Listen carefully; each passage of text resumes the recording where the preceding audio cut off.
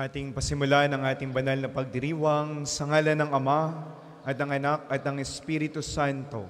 Amen. Sumainyo ang Panginoon. At sumainyo rin. Ako po si Father Reynald Atienza from the Diocese of San Pablo, taga Laguna po. At ay papasalamat po kay Father Jesse at kay Father Oka, ang ating rector po dito sa Shrine, for the opportunity po to celebrate the Mass. Sapagkat ngayon po, aside from the feast of Saint Ignatius of Antioch, I am also celebrating my birthday. No? Kasama ko po yung aking family. Yan po sila. At samahan niyo po ako sa misang ito.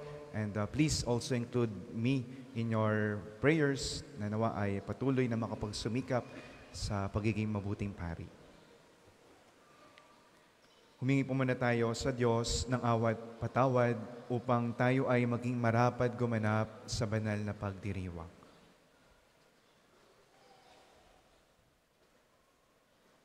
Sama-sama po nating dasalin. Inaamin ko Sa makapangyarihang Diyos at sa inyo mga kapatid, na lubha akong nagkasala sa isip, sa salita at sa gawa at sa aking pagkukulang. Kaya isinasamo ko sa mahal ni Birheng Maria, sa lahat ng mga anghel at mga banal, at sa inyo mga kapatid, na ako'y ipanalangin sa Panginoong ating Diyos. Kaawaan tayo ng makapangyarihang Diyos, patawarin tayo sa ating mga kasalanan, at patnubayan tayo sa buhay na walang hanggan. Amen.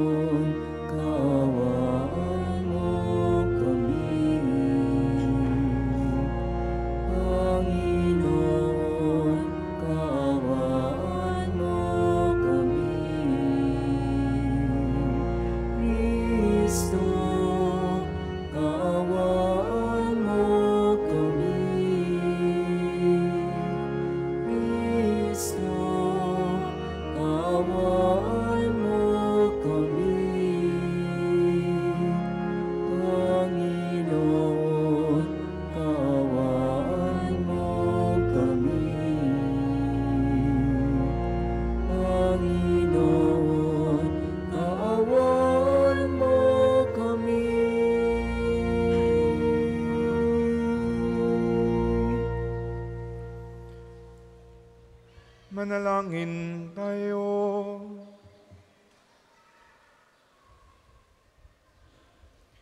Ama naming makapangyarihan, ang banal na katawang sambayanan mo ay iyong binibigyang kagandahan sa pagpapahayag ng pananampalataya ng mga martir mong mahal. Ang ipinagdiriwang ngayong pagkatampok sa pagkabakasakit ni San Ignacio, ang kadakilaan. Dito na kami tayo magpalakas nawa ng aming loob palagi sa bawat saglit sa pamamagitan ni Heso Kristo, kasama ng Espiritu Santo, magpasawalang hanggan. Amen.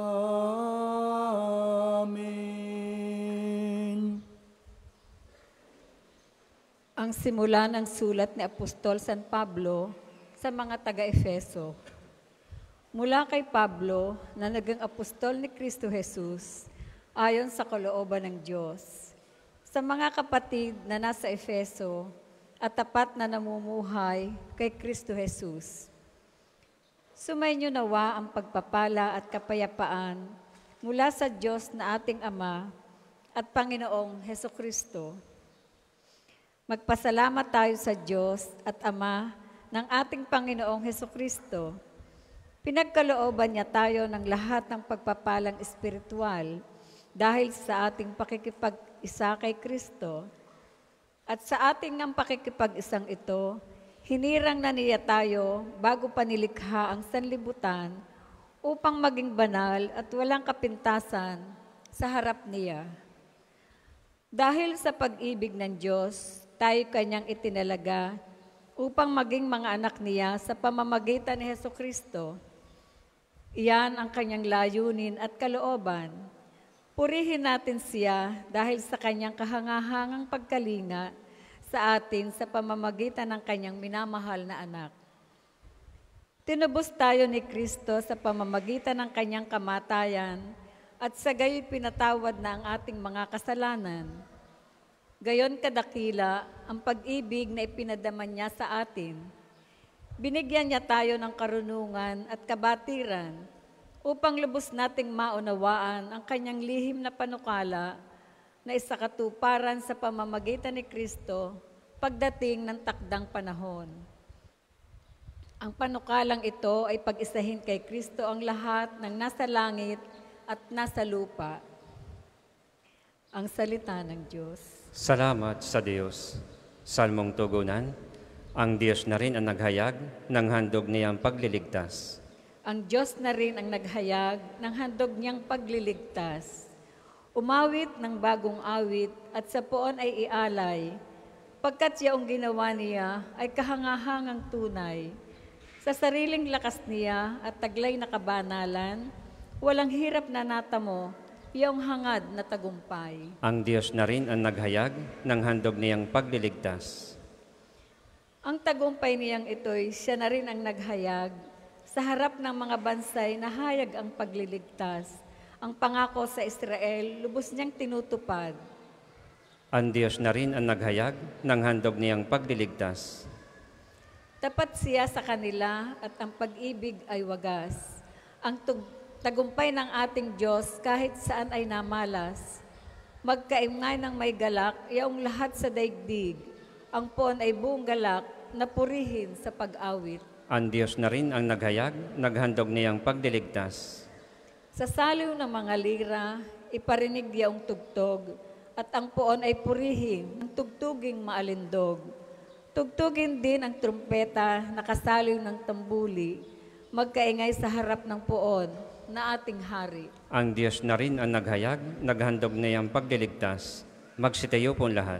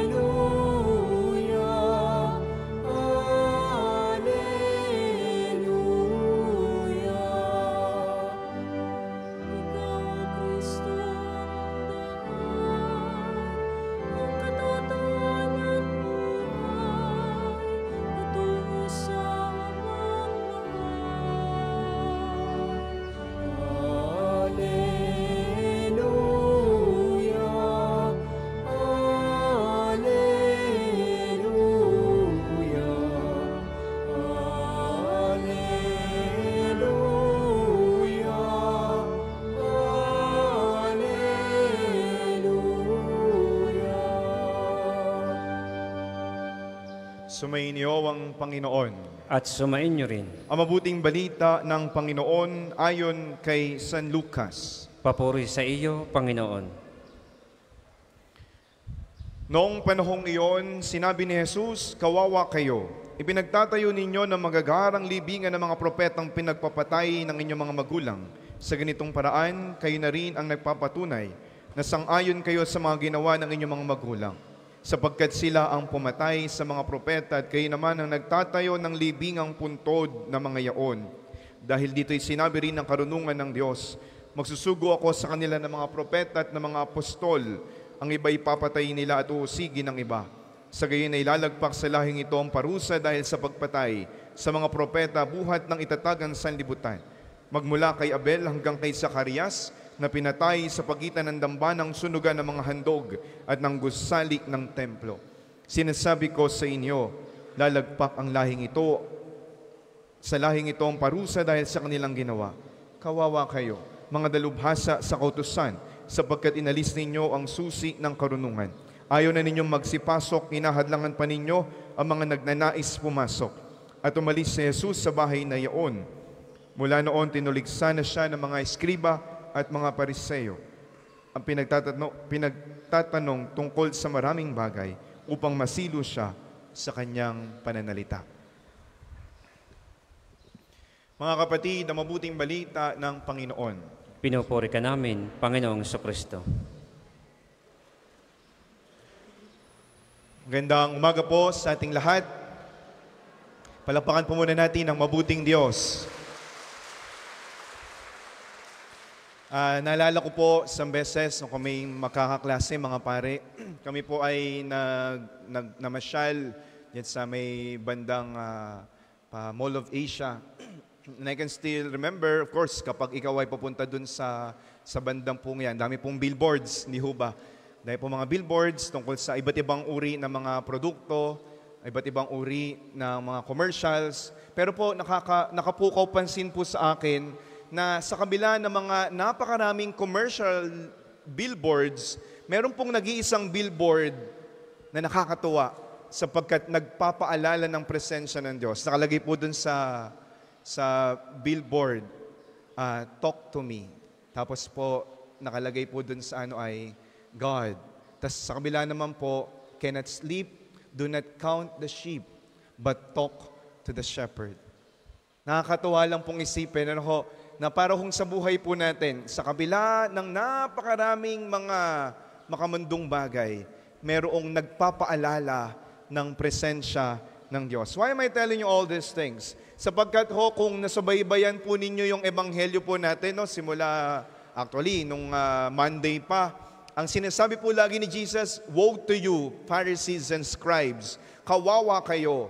Tapos sinasabi po doon, mga mapagpaimbabaw, mga hipokrito. Alam niyo po kung ang perspective po natin, unang isipin natin, of course, nagagalit si Jesus, naiinis si Jesus. But for me, habang binabasa ko po siya, pinagdinilayan ko siya, it is also a gentle reminder for them to see life once again from a different perspective. And it is not just for Pharisees and scribes. Ito po ay para sa lahat ng sumusunod sa Panginoon. Ito ay para sa ating lahat. Because aminin man natin o hindi, there are really times that we have become hypocrite. We have not lived by the identity that God has called us. Hindi tayo naging mabubuting Kristiyano. Hindi tayo naging mabubuting Katoliko. May mga pagkakataon, hindi tayo naging mabuting magulang. Hindi naging mabuting pari. Hindi naging mabuting kapatid. Hindi naging mabuting kapitbahay at kaibigan sa iba. But again, it is a gentle reminder of Jesus for all of us. Let us look at life from a different perspective. To look at life as a way of serving the Lord, as a way of serving and loving other people. Alam niyo po, ito po yung isang bagay na makikita po natin sa santo na pinagdiriwang natin ngayon, si Saint Ignatius of Antioch. At ang kanya po, kung babasahin niyo po yung buhay niya, nandun po yung kasabi ka na maglingkod, kasabi ka na mag-alay ng buhay para sa pananampalataya, para hong kakaiba isang taong sabik na sabik mamatay sapagkat gusto niyang ibigay yung kanyang buhay para sa Diyos at para sa mga taong pinaglilingkuran niya. And I think that is what life really means. It is not about anything else but about living for others. Pagbibigay ng sarili sa iba. Nakakatawa nga pong isipin yung sabi po ni Mark Twain. Sabi po niya, there are two important dates in our lives. Number one is the day that we were born, but at the same time, the second important date is when we have discovered the purpose or the reason why. Mga kapatid, ang buhay hindi lamang tungkol sa pagtanggap, but it's also basically about giving and sharing our lives with other people. It means dying every day for God and for all the people that God has entrusted to our care. Ang mabuhay, ang tunay na kahulugan ng buhay ay mamatay sa araw-araw. Katulad ng ginagawa ng mga magulang para sa kanyang mga anak.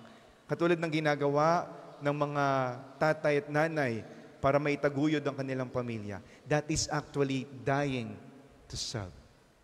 Taas po ninyo inyong kanang kamay. Yan. Hipuin po ninyo. May kalyo ho. May kalyo. Kapag po may kalyo, huwag mo ikahiya na may kalyo yan. Sapagkat lalo tigit kung yan ay dala ng araw-araw na paglilinis ng bahay, that is dying to self.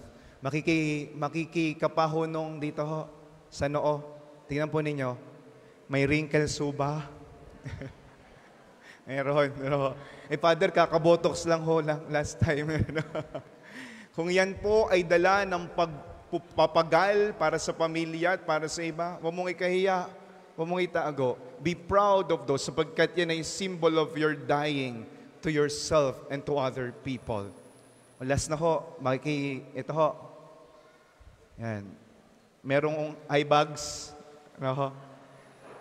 Ano ba yan? Dala ng pagpupuyat sa Netflix? Or kung yan ay dala ng pagpupuyat, sapagkat iniisip mo, yung kakainin ng pamilya, para yung mga trabaho na ginagawa mo, para sa pamilya, be proud of those. Sapagkat yan ay simbolo ng pagkamatay natin sa sarili para makapagbigay buhay sa iba. Life must always be life-giving and it demands dying to self.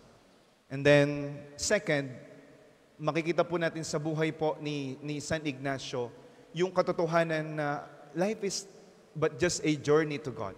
Life is temporary. Kaya kung ano man po yung pinagdaraanan natin sa mga oras na ito, do not be afraid because nothing is permanent in this life except the love of God. Kaya po si San Ignacio, nung siya po ay kahit kinakain na ng mga leon, nandun pa rin, nagpupuri pa rin sa Diyos. And the last words na lumabas sa kanyang bibig ay walang iba kundi pagpupuri pa rin sa Panginoon. Sabi po ng isang writer, kapag tayo daw po ay, kumbaga parang gusto mong i-live out yung buhay mo ng maayos, sabi niya, every day, isipin mo daw yung sarili mo na ikaw ay malapit na sa deathbed. No? At tanungin mo yung sarili mo, kapag ikaw ay malapit na mamatay, masaya ka kaya? Marami ka kayang regrets? Or merong ngiti sa labi? At katulad po ng mga santo na ang huling lumalabas ay, yung iba ho, Santo Jesus, ang huling binanggit. No? Si Saint Teresa of the Child Jesus, yun din pong binanggit Jesus. Tapos tingnan po ninyo yung mga santo, yung mga image po ng mga bago mamatay, nakasmile. Because they are contented. And they feel so fulfilled. Last time nga po, sabi ko, tayo ho kaya kapag mamamatay, ano kaya ang huling salita na lalabas sa ating bibig? Ikaw ba yung tipo naghihingalo ka na? Tapos sabi mo pa, anak, yung kapitbahay natin may utang sa akin, singilin mo. Anak, makikitignan nga nung tumama sa wedding. Baka tumama tayo. Sana po, katulad po ng mga santo, like Ignatius of Antioch, ang lumabas po nawa sa ating bibig ay salita ng pagpupuri, salita ng pagmamahal sa Panginoon. Isang puso na hindi natatakot sapagkat alam niya na ano man ang laban ng buhay, lagi niyang kasama at kapiling ang Diyos. Amen? Just to end this homily po, meron po ako nakilala na nagpa-pray over po sa akin. Siya po ay merong stage 4 cancer. At during that time, the other week po, sasalang na po siya for her chemotherapy. No? At nung sabi niya sa akin, Father, salamat po sa pray over.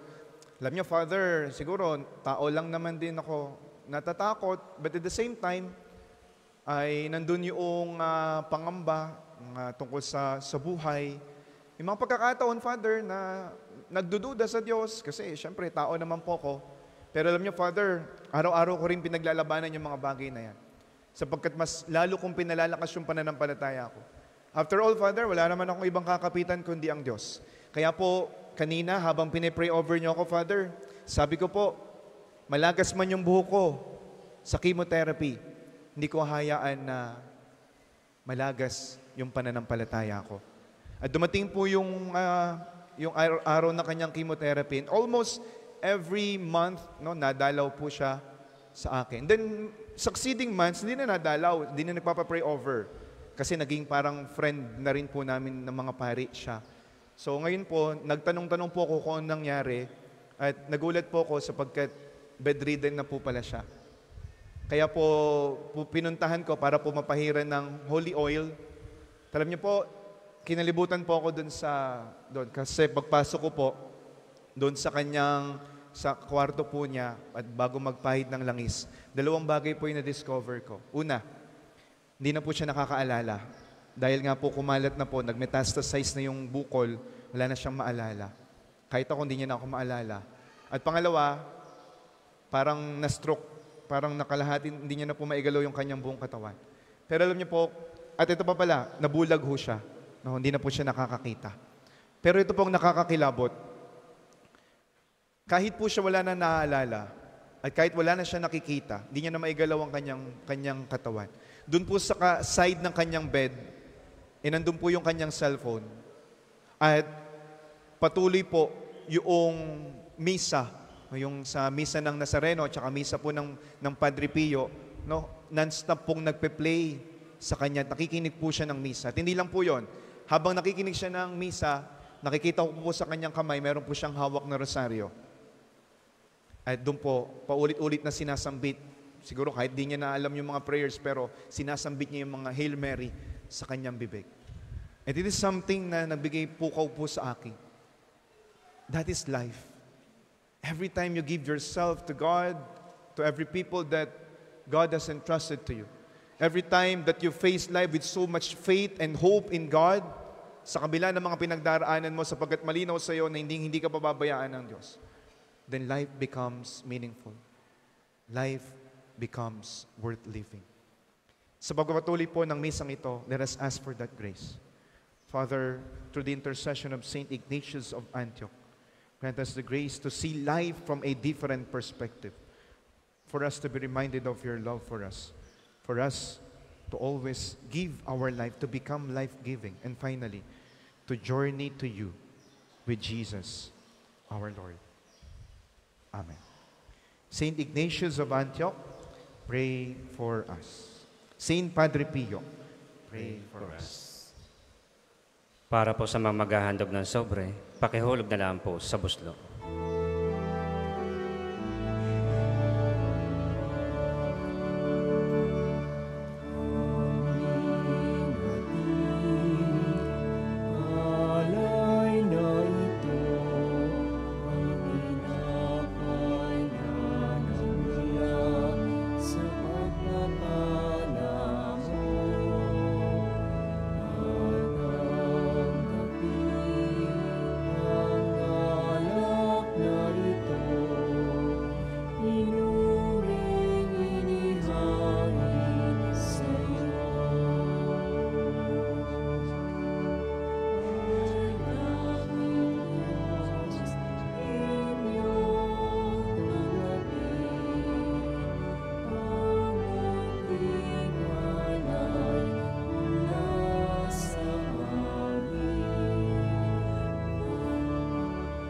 Magsitayo po lahat. Manalangin kayo mga kapatid upang ating paghahain ay kalugdan ng Diyos sa mga makapangyarihan. Tanggapin nawa ng Panginoon itong paghahain sa iyong mga kamay, sa kapurihan niya at karangalan sa ating kapakinabangan at sa buong sambayanan niyang banal. Ama naming lumikha, kalugdan mo ang aming paghahain ng tapat na pagsamba sa iyo, na tumanggap kay San Ignacio bilang trigo ni Kristo, at tinapay ng dalisay na pagdidis niyang maging martir mo sa pamamagitan ni Hesu Kristo, kasama ng Espiritu Santo, magpasawalang hanggan. Amen. Sumainyo ang Panginoon. At sumain niyo rin. Itaas sa Diyos ang inyong puso at diwa. Itinaas na namin sa Panginoon. Salamatan natin ang Panginoong ating Diyos. Marapat na siya ay pasalamatan. Ama naming makapangyarihan, tunay ngang marapat na ikaw ay aming pasalamatan. Ngayong aming kagalakan na si San Ignacio ng Antioch ay parangalan. Siya'y kapanalig naming may paninindigan na ikaw ay ipahayag kahit siya'y mamatay, sapagkat minarapat mong kanyang matularan ang iyong anak na naghain ng sariling buhay. Tulad ng naganap sa iyong anak, ang dugo ng mga martir ay dumanak hindi dahil sa katatagang likas, kundi dahil sa iyong bigay na lakas. Kaya kaisa ng mga anghel na nagsisiawit ng papuri sa iyo, na walang humpay sa kalangitan, kami nagbubunyi sa iyong kadakilaan.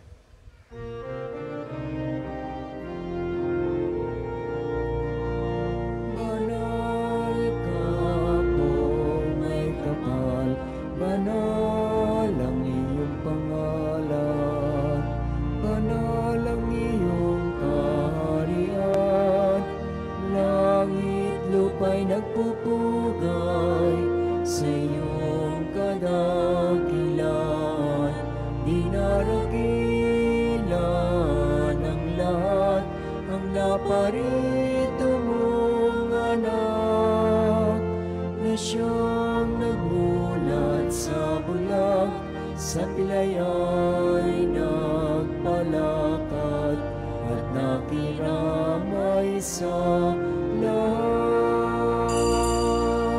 Kung hindi po kayang lumuhod, manatili pong nakatayo ng may paggalang. Ama naming banal, ikaw ang bukal ng tanang kabanalan, kaya't sa pamamagitan ng iyong Espiritu, gawin mong banal ang mga kaloob na ito upang para sa amin ay maging katawan at dugo ng aming Panginoong Hesukristo. Bago niya pinagtiis ang kusang loob na maging handog, hinawakan niya ang tinapay. Pinasalamatan kanya. Pinaghati-hati niya iyon. Iniabot sa kanyang mga alagad at sinabi, tanggapin ninyong lahat ito at kanin. Ito ang aking katawan na ihahandog para sa inyo.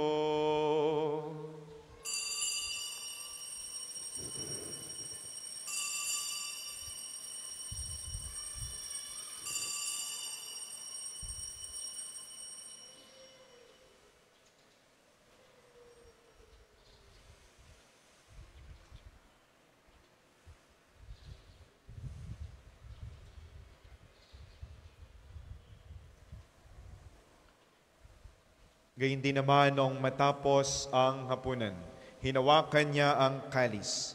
Muli kanyang pinasalamatan. Niabot niya ang kalis sa kanyang mga alagad at sinabi, tanggapin ninyong lahat ito at inumin. Ito ang kalis ng aking dugo, ng bago at walang hanggang tipan. Ang aking dugo ni ibubuhos para sa inyo at para sa lahat, sa ikapagpapatawad ng mga kasalanan. Gawin ninyo ito sa pag-alala sa akin.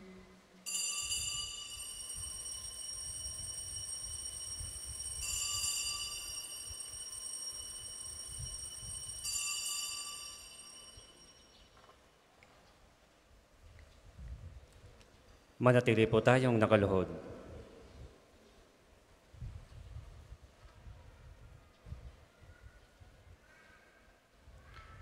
Ama, ginagawa namin ngayon ang pag-alala sa pagkamatay at muling pagkabuhay ng iyong anak.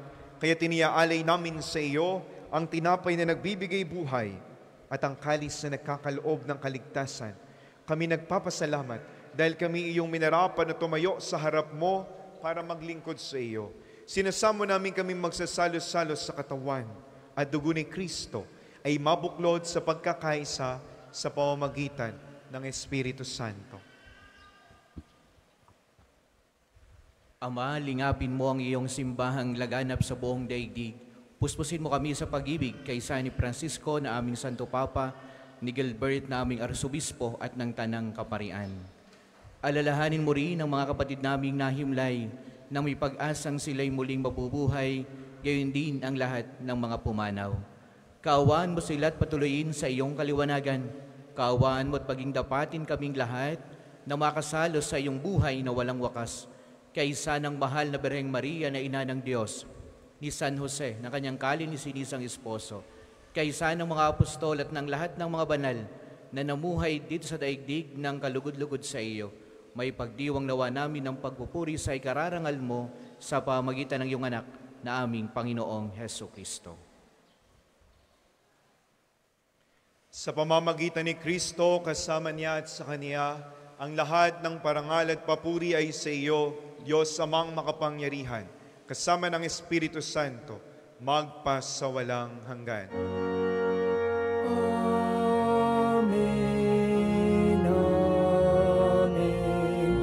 amen.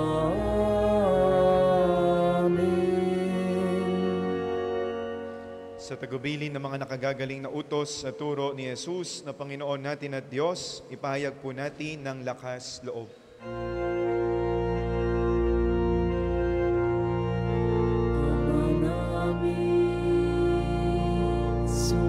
Sumasalangit ka, sambahin ang ngalan mo. Mapasamin ang kaharian mo. Sundin ang loob mo dito sa lupa para lang sa langit.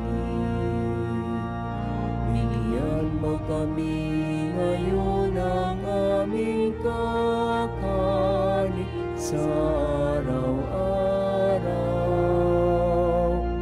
At patawarin mo kami sa aming mga sala para ng pagpapatawad namin sa nagkakasala sa amin.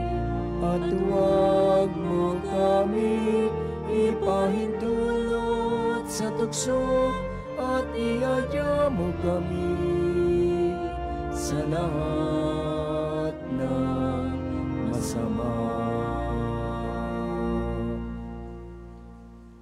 Hinihiling namin kami diya sa lahat ng masama, pagkalooban ng kapayapaan araw-araw, iligtas sa kasalanan at ilayo sa lahat ng kapahamakan. Samantalang aming pinananabikan ang dakilang araw ng pagpapahayag ng tagapagligtas naming si Heso Kristo. Sapagkat iyo ang kaharian at ang kapangyarihan at ang kapurihan magpakailanman. Amen.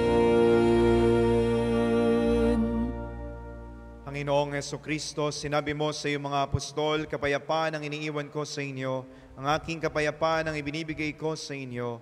Tungayan mo ang aming pananampalataya at huwag ang aming mga pagkakasala. Pagkalooban mo kami ng kapayapaan at pagkakaisa, ayon sa iyong kalooban kasama ng Espiritu Santo, magpasawalang hanggan. Amen. Ang kapayapaan ng Panginoon, naway laging sumainyo. At sumainyo rin. Magbigayan po kayo ng kapayapaan sa isa't isa. Kordero ng Diyos na nag-aalis ng mga kasalanan ng sanlibutan, maawa ka sa amin. Kordero ng Diyos na nag-aalis ng mga kasalanan ng sanlibutan, maawa ka sa amin. Kordero ng Diyos na nag-aalis ng mga kasalanan ng sanlibutan, ipagkaloob mo sa amin ang kapayapaan. Kung hindi po kayang lumuhod, manatili pong nakatayo ng may paggalang.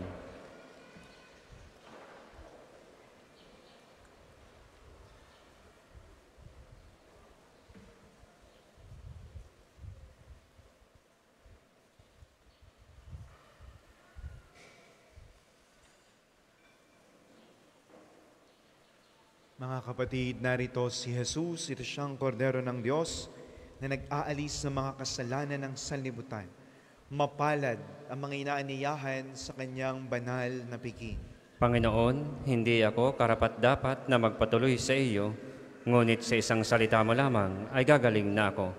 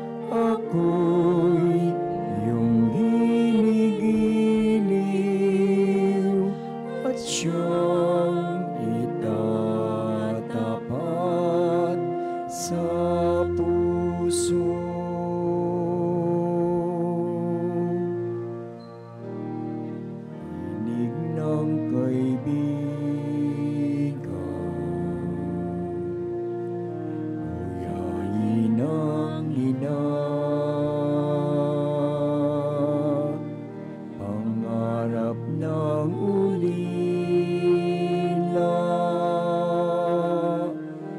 bisig ng dukha,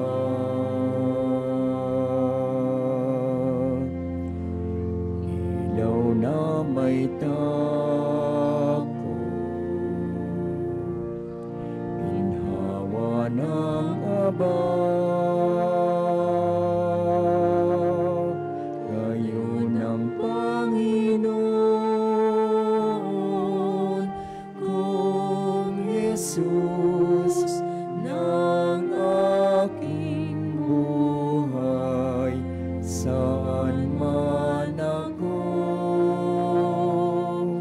bumaling, ika'y naroon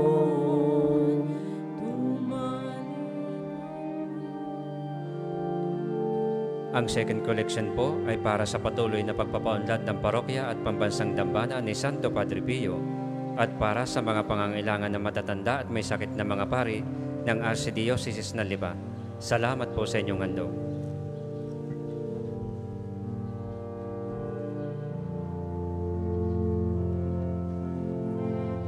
man ako bumalik, ika'y naroon, tumalikod man sa'yo, dakilang pag-ibig mo sa akin, tatawag at magpapaalala, ako'y iyong ginigiliw at siyang itatapat sa puso. Magsitayo po ang lahat.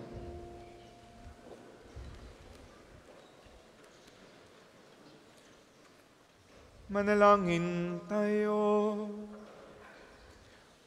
Ama naming mapagmahal, kaming nakinabang sa dinapay mong bigay. Ngayong kapanganakan ni San Ignacio sa kalangitan, ay magkamit nawa ng iyong lakas para maging Kristiyano sa turing at gawain sa pamamagitan ni Heso Kristo, kasama ng Espiritu Santo, magpasawalang hanggan. Amen. Panalangin ng pagtitiwala kay Santo Padre Pio.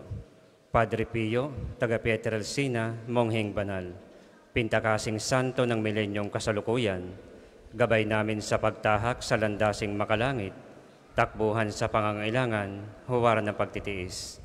Sa iyo namin inilalapit aming mga kagipitan, sa iyo po ibinibilin kalusugan at kabuhayan. Banggitin ng tahimik ang mga personal na kahilingan.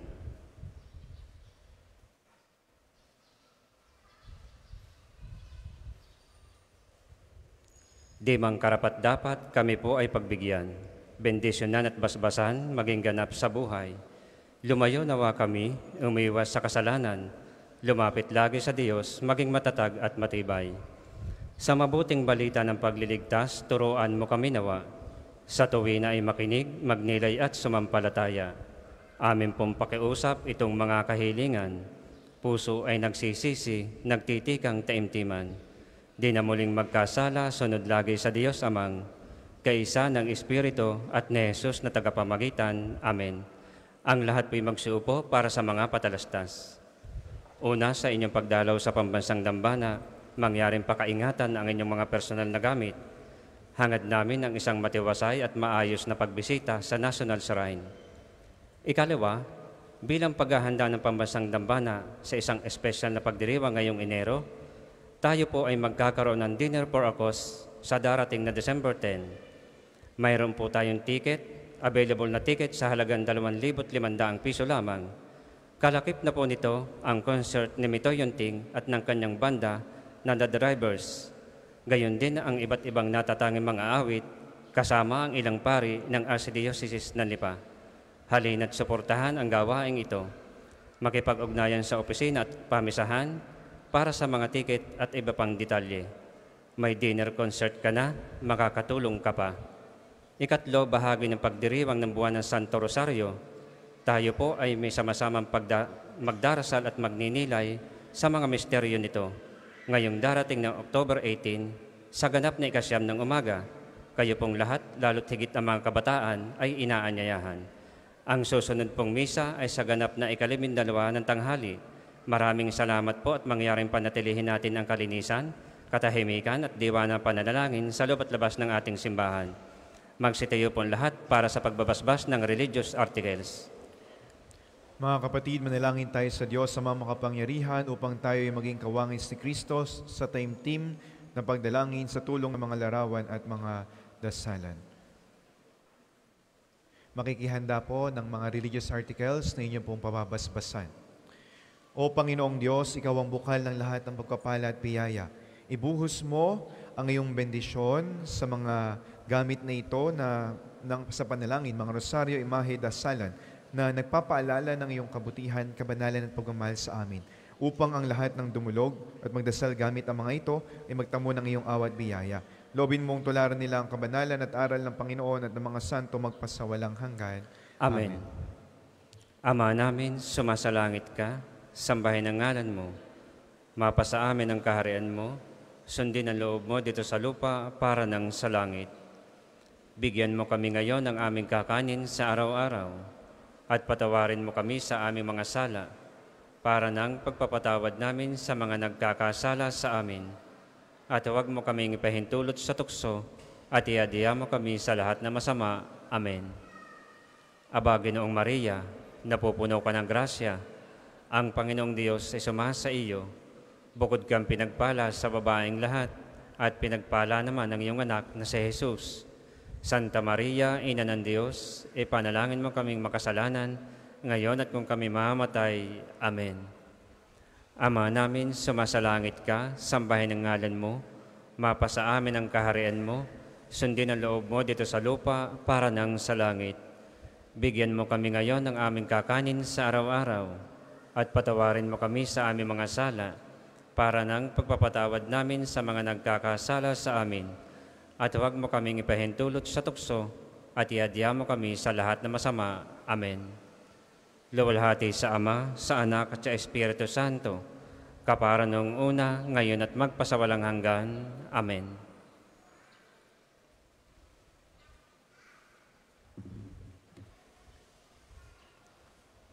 Muli, maraming salamat po sa inyong lahat na nakisa sa ating banal na pagdiriwang at mga naglingkod. Father Jesse at Father Oka, maraming salamat po sa opportunity to celebrate Mass with the National Shrines community. Sumayin niyo ang Panginoon At sumayin niyo rin. at pagpalain kayong lahat ng makapangyarihang Diyos, Ama at Anak at Espiritu Santo. Amen. Tapos sa ang ating pagdiriwang, humayo kayong taglay ang pag-ibig ni Kristo. Salamat sa Diyos.